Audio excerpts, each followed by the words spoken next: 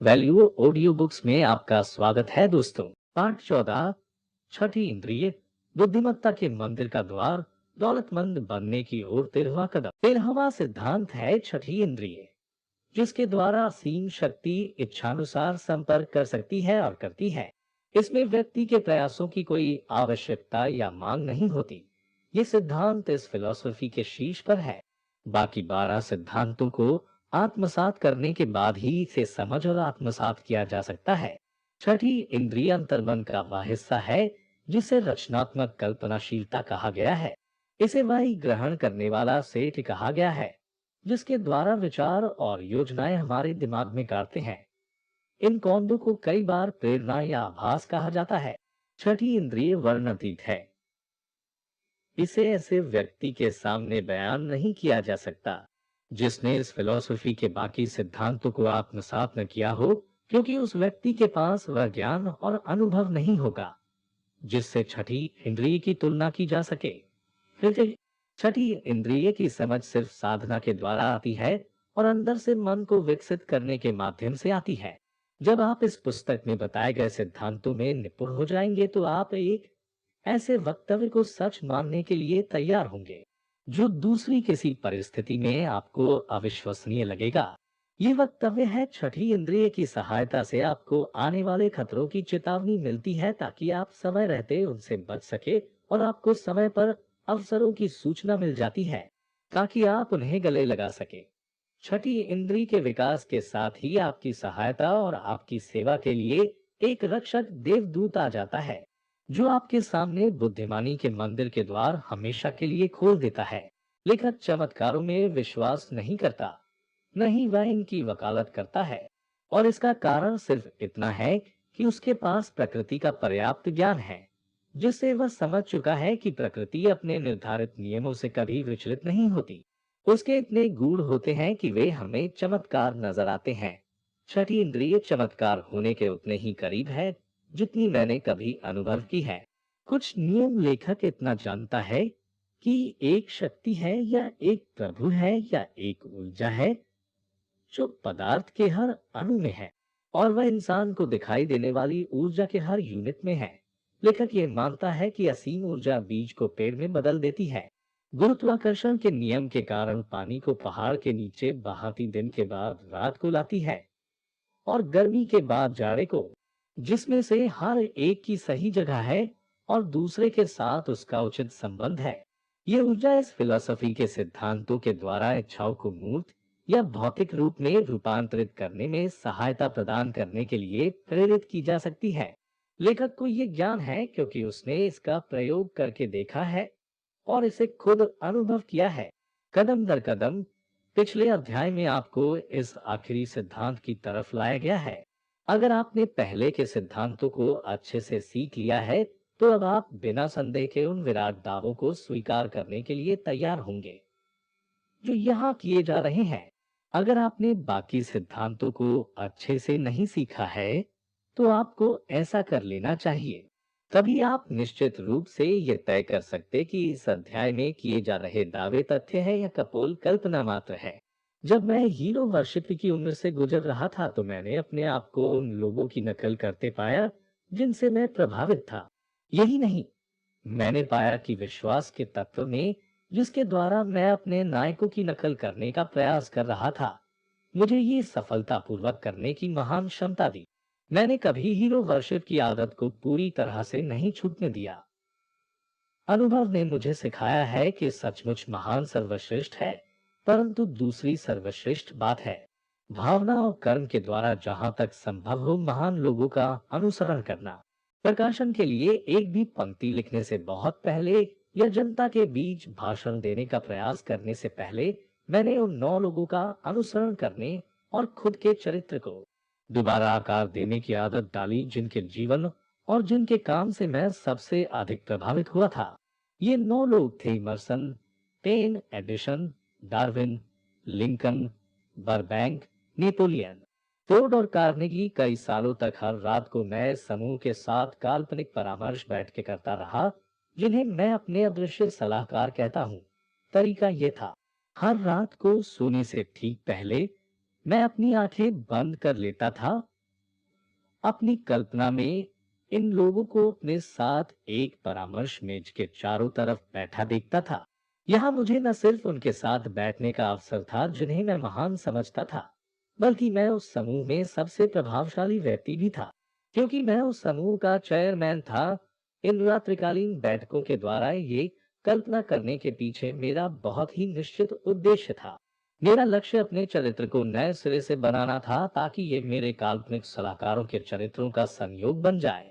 मैंने जीवन में जल्दी ही सीख लिया था कि अगर मैं अज्ञान और अंधविश्वास के माहौल में जन्म लेने की बाधा को पार करना चाहता था तो मुझे ऊपर बताए गए तरीके से स्वैच्छिक पुनर्जन्म लेना होगा।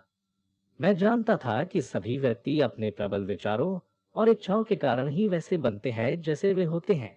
मैं जानता था कि गहराई में बैठी हर इच्छा ये प्रभाव डालती है कि इंसान उसकी बाहरी अभिव्यक्ति चाहता है, जिसके द्वारा उस इच्छा को यथार्थ में रूपांतरित किया जा सके। मैं जानता था कि आत्म सुझाव चरित्र निर्माण एक सशक्त तत्व है। दरअसल ये इकलौता सिद्धांत है वे जिसके द्वारा चरित्र बनता है। मन के संचालन के इन सिद्धांतों के ज्ञान के कारण मैं अपने चरित्र के पुनर्निर्माण के लिए आवश्यक सारे साजो सामान से लैस था। इन काल्पनिक परामर्श के लिए आवश्यक सारे साजो सामान से लैस था। इन काल्पनिक परामर्श बैठकों में मैंने अपने कैबिनेट सदस्यों से वह ज्ञान चाहा जो मैं उनसे चाहता था। मैंने हर सदस्य से सुनाई देने वाले शब्दों में स्पष्ट रूप से कहा, मिस्टर इमर्सन, मैं आपसे प्रकृति की अद्भुत समझ हासिल करना चाहता हूँ, जो आपके जीवन की पहचान है।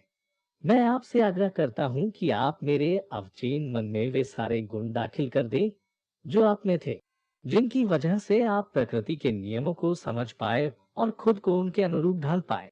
मिस्टर बर्बैंक, मैं आपसे आग्रह करता हूं कि आप मुझे वह ज्ञान प्रदान करें जिसने आपको प्रकृति के नियमों से तालमेल बनाने में समर्थ बनाया, जिसके द्वारा आपने कैक्टस के कांटों को दूर हटाने के लिए और इसे एक बुर्ज पदार्थ बनने के लिए प्रेरित किया।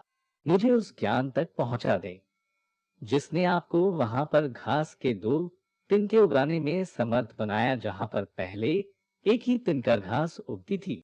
नेपोलियन, मैं आपसे वह अद्भुत योग्यता हासिल करना चाहता हूँ जिसके द्वारा आप लोगों को प्रेरित किया करते थे और उनसे अधिक संकल्प से अधिक महान कर्म करवाते थे। मैं आपसे सतत विश्वास का भाव भी हासिल करना चाहता हूँ जिसने आपको पराजय को विजय में बदलना सिखाया और ऊंची बाधाओं को पार करना सिखाया। मिस्टर पेन, मैं आपसे विचार की स्वतंत्रता हासिल करना चाहता हूँ, वह साहस और स्पष्टता जिसके द्वारा आप अपने विश्वास को अभिव्यक्ति करते थे, जिनके कारण आपकी पहचान बनी। मिस्टर डार्विन, मैं आपसे अद्भुत धैर्य और पूर्वाग्रह या पक्षपात के बिना कारण और परिणाम का अध्ययन करने की योग्यता हासिल करना चाहता हूँ, जो आपने प्राकृतिक विज्ञान के क्षेत्र में साबित की है। मिस्टर लिंकन, मैं अपने चरित्र में न्याय का प्रभाव, धैर्य की अथक भावना, हास्य का वह पुट, मानवीय समझ और सहनशीलता भरना चाहता हूँ जो आपके परिचायक गुण थे। मिस्टर कार्नेगी, मैं संगठित प्रयास के सिद्धांतों की वह पूर्ण समझ हासिल करना चाहता हूँ जिसका प्रयोग आपने इतने प्रभावी ढंग से विशाल औद्योगिक साम्राज्य बनाने में किया था। मिस्टर फोर्ड, मैं आपसे लगन की भावना, संकल्प शक्ति, संतुलन और आत्मविश्वास हासिल करना चाहता हूँ जिनके कारण आप गरीबी पर विजय हासिल कर सके और मैं मानवीय प्रयास को संगठित करना, एक सूत्र में बांधना और आसान बनाना चाहता हूं ताकि मैं दूसरों की मदद कर सकूं जिससे वे आपके पदचिन्हों पर चल सके। मिस्टर एडिसन, मैं आपसे विश्वास की अद्भुत भावना हासिल करना चाहता हूं जिसके द्वारा आपने प्रकृति के इतने सारे रहस्य अद्वैत किए। सतत मेहनत की वह भावना हासिल करना चाहता हूं जिसके द्वारा आपने इतनी अधिक बार पराजय के मुंह से विजय को छीना। अपने काल्पनिक कैबिनेट के सदस्यों को संबोधित करने का मेरा तरीका अनुरूप बदलता रहा है, जिस अनुरूप में किसी खास किस्म के चरित्र के गुणों को उस वक्त हासिल करने में अधिक रुचि रखा हूँ। मैंने बहुत कष्ट और मेहनत से उनके जीवन के रिकॉर्ड का अध्ययन किया है। कई महीनों के रात्रिकालीन श्रम के बाद मैं ये देखकर आश्चर्यचकित रह गया कि ये काल्पनिक पात्र स्पष्ट रूप से वास्तविक बन गए। इन 9 व्यक्तियों में से हर एक ने अपनी व्यक्तिगत विशेषताएं विकसित की जिनसे मुझे आश्चर्य हुआ। उदाहरण के तौर पर लिंकन ने हमेशा देरी की विकसित की, फिर गंभीर परेड में चारों तरफ घूमने की आदत, वे हमेशा अपने चेहरे पर संजीदगी का भाव ओढ़े रखते थे। शायद ही कभी मैंने उन्हें मुस्कुराते देखा हो। ये दूसरों के बारे में सच नहीं है। बर्बैंक और पेन अक्सर ऐसे आंकड़ों में उलझ जाते थे जिनसे कैबिनेट के बाकी सदस्यों को आघात पहुंचता था। एक मौके पर बर्बैंक देरी से आया। जब वह आया तो वह उत्साह के मारे रोमांचित था और उसने बताया कि उसे आने में इसलिए देर हो गई क्योंकि वह एक प्रयोग कर रहा था जिसके द्वारा उसे आशा थी कि वह किसी भी पेड़ पर सेब उगा सकता है। पेन ने उसे फटकारते हुए याद दिलाया कि सेब के कारण ही पुरुष और स्त्री के बीच की समस्या शुरू हुई थी। डार्विन जोर से हंसे और उन्होंने यह सुझाव दिया कि जंगल में सेब इकट्ठे करने जाते समय पेन को छोटे सर्पों के बारे में भी सचेत रहना चाहिए क्योंकि उनकी ये आदत होती है कि वे बड़े सर्प बन जाते हैं। एमरसन ने कहा, सर्प नहीं तो सेब नहीं। और नेपोलियन का कहना था, सेब नहीं तो राज्य नहीं। ये बैठ के इतनी यथार्थवादी ही चली कि मैं उनके परिणामों से भयभीत होने लगा और मैंने उन्हें कई महीनों के लिए स्थगित कर दिया। ये अनुभव इतने अजीब थे कि मैं डर रहा था कि अगर मैंने उन्हें जारी रखा था तो मैं इस तथ्य को भुला दूंगा कि ये बैठकें पूरी तरह मेरी कल्पना में हो रही थी। लिंकन ने ये आदत बना ली थी कि वह मीटिंग के बाद सबसे अंत में कुर्सी छोड़ा करते थे। एक दफा वे कुर्सी के किनारे जाकर अपने हाथ मोड़कर झुक गए और काफी देर तक उसी स्थिति में बैठे रहे। मैंने उन्हें परेशान नहीं किया। कुछ देर पश्चात वे उठे और दरवाजे तक गए और फिर वापस आकर अपने हाथ मेरे कंधे पर रखते हुए बोले, मेरे दोस्त, तुम्हें बहुत अधिक साहस की जरूरत होगी अगर तुम अपनी जिंदगी के उद्देश्य के प्रति दृढ़ प्रतिज्ञ रहते हो। परंतु याद रखना, जब चुनौतियां सामने आएंगी तो हर मनुष्य के पास कॉमन सेंस होता है। ये मुफ्त में नहीं मिलता। जिंदगी की चुनौतियां सिखाती है। एक शाम एडिशन सबसे पहले पहुंच गए। वह अंदर आए और मेरे बगल में बैठ गए जहां पर एमरसन बैठा करते थे। फिर वह बोले, तुम जीवन के रहस्य की खोज के साक्षी बनने वाले हो कि जब वक्त आएगा तो तुम्हें ज्ञात होगा कि जीवन असीम शक्ति से भरा हुआ है। इतनी शक्ति है कि हर कोई उतना बड़ा बुद्धिमान है जितना वह सोचता है। जिंदगी की ये इकाइयां ऐसे एक दूसरे से जुड़ी है जैसे मधुमक्खी का छत्ता। ये इकाइयां तब तक अलग नहीं होंगी जब तक सामंजस्य की कमी नहीं हो जाती। इन इकाइयों की सबकी अलग अलग राय है, ठीक मनुष्य की तरह, और अक्सर एक दूसरे से लड़ाई हो जाया करती है। ये मीटिंग जो तुम आयोजित कर रहे हो तुम्हारे लिए बहुत लाभदायक होंगी। तुम उन इकाइयों से सीखोगे जो तुम्हारे कैबिनेट के कुछ लोगों की जिंदगी संवार चुकी है। ये इकाइयां सनातन है, कभी न खत्म होने वाली। तुम्हारे मन के विचार ही जीवन के महान समुद्र को आपके पास आकर्षित करता है। सिर्फ वे इकाइयां आकर्षित होती हैं जो आपकी चाहत मित्र होती है, यानी जो आपकी चाहत के साथ मिलकर नया जहां बना सकती है। कैबिनेट के लोग अंदर आना शुरू हुए तब एडिसन अपनी सीट के चारों तरफ टहल रहे थे। शायद वे उस बात को धीरे धीरे अभी भी सोच रहे थे। उनकी इस बात ने मुझे बहुत प्रभावित किया और मैंने जाकर अपने इस कैबिनेट के बारे में उन्हें अपना अनुभव बताया। तब वे बोले, आपके स्वप्न अधिक सच्चे होते हैं। इससे आगे उन्होंने कुछ नहीं बोला। ये मीटिंग इतना जल्दी और यथार्थवादी होने लगी कि उनके परिणामों से मुझे भय लगने लगा और मैंने इन मीटिंगों में जाना ही छोड़ दिया। कुछ 6 महीने बाद जब से मैंने मीटिंग में जाना छोड़ा था, एक रात मैं जग रहा था और ये देखा कि लिंकन मेरे बगल में खड़े हैं। उन्होंने कहा, विश्व को जल्द ही तुम्हारी सेवाओं की सख्त जरूरत पड़ेगी। आज विश्वास ऐसे व्यस्त समय से गुजरेगा जहां पुरुष और महिला दोनों विश्वास खोने लगेंगे और आतंक से त्रस्त हो जाएंगे। तब तुम्हें अपने कार्य के साथ आगे बढ़ना होगा और अपने दर्शन से उन्हें मार्ग दिखाना होगा। यही तुम्हारे जीवन का उद्देश्य है। अगर तुमने इसको किसी भी वजह से नजरअंदाज करने की कोशिश की, तुम्हें और समाज को काफी दिक्कतें झेलनी पड़ेंगी। ये अगली सुबह मैं जब जगा तो मुझे ये नहीं पता चल पा रहा था कि मैं उस समय जगा हुआ था या फिर सोया हुआ। मुझे तब से आज तक नहीं पता चल पाया कि वह क्या था, पर मुझे पता है वह स्वप्न था। इसने मुझे फिर से मीटिंग को जारी रखने के लिए प्रेरित कर दिया। फिर अगली मीटिंग में मेरे सारे कैबिनेट के मित्र अपनी अपनी सीट पर जगह ले ली कुछ ही देर में वे सभी खड़े हो गए। लिंकन ने ग्लास उठा और कहा, मित्रों, हमारे मित्र की वापसी पर एक जाम का चीयर्स करें। इसके पश्चात मैंने अपने कैबिनेट में कई नए सदस्यों को जोड़ना शुरू कर दिया। अब इस कैबिनेट में से अधिक लोग हैं उन व्यक्तियों में Christ, Saint Paul, Galileo, Copernicus, Aristotle, Plato, Socrates, Homer, Voltaire, Bruno, Spinoza, ब्रह्मोंड, Kant, Schopenhauer, Newton, Confucius, Albert Hubbard, Brennan, Ingersoll, Wilson और विलियम जेम्स शामिल हैं। ये पहली बार है जब मैंने इस बात का जिक्र करने का साहस किया है। अब तक मैं इस विषय पर चुप ही रहा, क्योंकि मैं अपने खुद के नजरिए से जानता था कि मैंने अपने असामान्य अनुभव का वर्णन किया तो मुझे गलत समझा जाएगा। अब मैं बहादुरी के साथ अपने अनुभव को छपे हुए पृष्ठ पर लिख रहा हूँ, क्योंकि अब मुझे इस बात से कम फर्क पड़ता है कि लोग क्या कहेंगे, जबकि पहले इस बात से अधिक फर्क पड़ता था। मुझे गलत न समझ जाए, इसलिए मैं यहाँ पर बहुत अधिक जोर देकर ये कहना चाहता हूँ कि मैं अब भी अपनी कैबिनेट बैठकों को पूरी तरह से काल्पनिक मानता हूँ, परंतु मुझे लगता है कि भले ही मेरी कैबिनेट के सदस्य पूरी तरह काल्पनिक हो और बैठ के केवल मेरी कल्पना में हो रही हो, परंतु उनकी वजह से मेरे सामने रोमांच की सुखद खुल गई, मेरे रचनात्मक प्रयासों को प्रोत्साहन मिला और ईमानदार विचार की अभिव्यक्ति का मेरा साहस बढ़ा। मस्तिष्क में कोशिका विन्यास के बीच में कहीं पर एक ऐसा अंग है जो उस विचार के कंपनों को प्राप्त करता है जिसे आभास कहा जाता है। अब तक विज्ञान यह नहीं खोज पाया है कि छठी इंद्रिय का यह अंग कहाँ पर स्थिति है, परंतु ये महत्वपूर्ण नहीं है।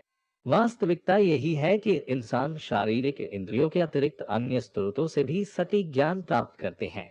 ये ज्ञान आमतौर पर तब प्राप्त होता है जब मस्तिष्क किसी असाधारण प्रेरणा के प्रभाव में कार्य करता हो।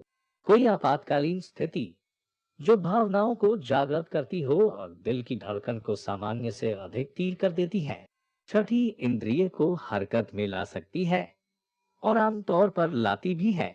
जो व्यक्ति कार चलाते समय किसी दुर्घटना से बाल बाल बच गया हो, ये बात जानता है कि इन अवसरों पर छठी इंद्रिय अक्सर बचाव करती है और क्षण भर में दुर्घटना को टालने में मदद करती है। ये तथ्य बताए गए हैं ताकि मैं एक महत्वपूर्ण तथ्य बता सकूं। अदृश्य परामर्शदाताओं की मेरी बैठक में मैंने पाया कि मेरा मन उन विचारों और ज्ञान को अधिक ग्रहण करने की स्थिति में है जो छठी इंद्रिय के माध्यम से मुझ तक पहुंचते हैं।